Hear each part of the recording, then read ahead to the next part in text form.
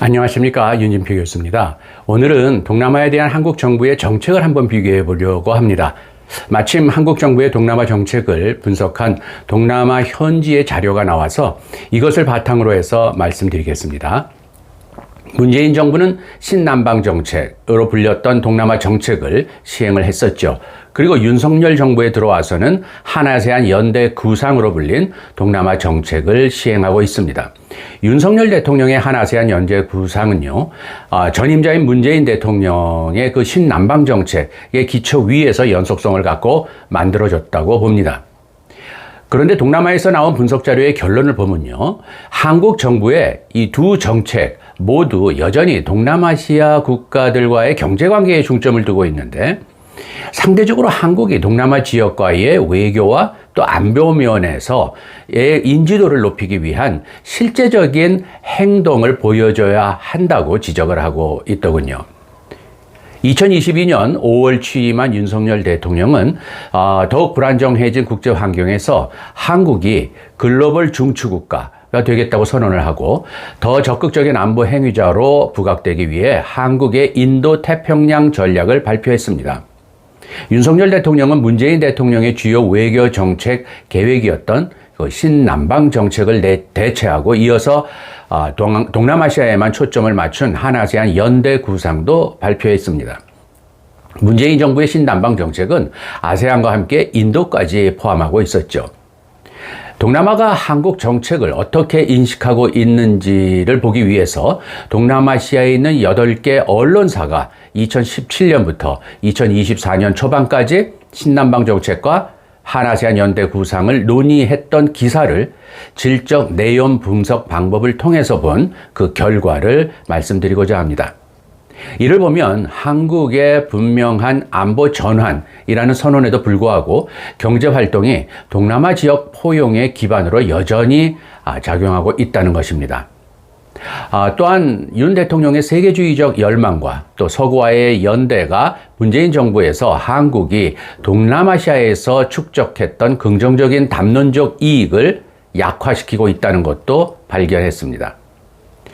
다시 말해서 말로는 한국이 동남아와 외교 안보 면에서 많은 발전을 하겠다고 하면서도 실제로는 과거처럼 여전히 무역 투자 등 경제적인 면에 주력하고 있다는 것입니다. 정책 따로 또 현실 따로라는 점을 동남아 언론들은 지적하고 있는 셈이죠. 신남방 정책하고 또 한아세안 연대 구상에 대한 지역 언론의 80% 이상을 경제 관련 내용이 차지하면서 여전히 경제 문제가 동남아시아에 대한 한국의 관여의 중심에 놓여 있다는 평가가 나왔던 겁니다. 이러한 언론 기사들은 한국과 동남아 사이의 경제적 관계가 계속 중요하다는 점을 강조하면서도 동시에 동남아시아에서 한국의 실질적인 경제 활동도 여전함을 반영하고 있습니다.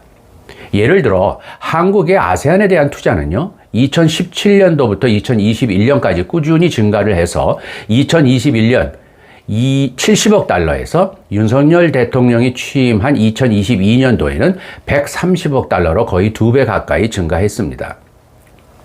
2015년과 2021년 사이에 한국은 아세안 지역에 대한 공적 개발 원조 그 ODA를 연평균 5억에서 6억 달러 수준을 유지했습니다. 이러한 경향은 한국이 2023년에 세계 ODA 예산을 21.3%로 확대하면서 앞으로는 더 증가할 것으로 보고 있습니다. 윤석열 정부는 한아세안 연대 구상을 통해서 동남아시아 국가들과의 안보 협력을 늘리겠다는 의도를 확실히 강조했습니다. 한국은 인도 태평양 국가들과의 다국적 군사훈련에 참가하고 또 아세안 국가들의 해군 능력 개발을 지원하고 또 해적 퇴치와 사이버 안보 같은 비전통적인 안보 문제에서 협력하기로 약속을 했습니다. 이러한 정책 요청은 한국에게 다소 담론적인 승리를 가져다 준 점은 인정합니다.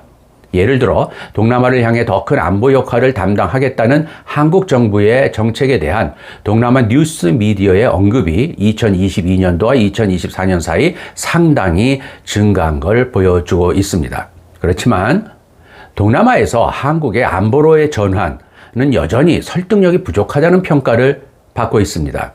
윤석열 대통령이 K방산의 제공자로서 한국의 자격을 선전했음에도 불구하고 동남아시아 국가로 이전된 주요 재래식 무기의 절대적인 수는 문재인 정부의 신남방 정책 시대에 약 400여 개의 중요한 무기 수출에서 2022년도에는 19개로 크게 감소했습니다.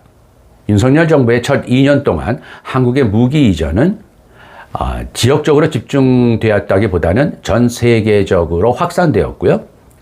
동남아시아로의 무역 이전 비중은 2022년도에 9.1%로 오히려 떨어졌습니다. 이는 문재인 정부에서 무기 이전 평균인 50%에 비해서 크게 감소한 것이죠. 무기 이전이 줄어든 것은 그렇다 치고요. 한국이 해양안보 문제에 대해 동남아 국가들과 협력한 점은 높게 평가하고 있습니다. 인도태평양 전략에 대한 2023년 진행 보고서를 보면 한국은 사령관급 회의에 참여하고 또 싱가포르, 베트남, 인도네시아 같은 아세안 국가들의 해양 경비대를 위한 그 훈련도 제공을 했습니다. 한국은 코브라 골드, 또 탈리스만 사브, 카만다그 같은 현지에서 진행되는 주요 군사 훈련을 포함을 해서 동남아 지역에서의 군사 훈련에 여러모로 참여했다고 보도했습니다. 한국은 2023년도에 총 8번 동남아 지역 훈련에 참가하거나 또 참관했고요. 이것은 미국, 중국, 일본, 호주 다음으로 그리고 인도보다도 오히려 앞서는 이 지역에서 5번째로 적극적인 그러한 안보 파트너가 된 것입니다. 그렇지만 한국이 동남아시아에 대한 안보 참여는 한국이 갖고 있는 능력에 비해서는 미미한 수준이라고 보고 있습니다.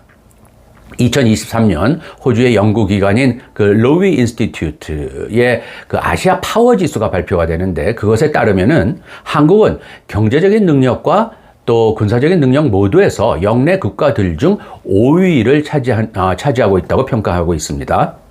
이것은 일본과 인도 같은 훨씬 더 큰 국가들과도 비교가 되면서도 또 호주 같은 나라는 훨씬 능가하는 수준입니다.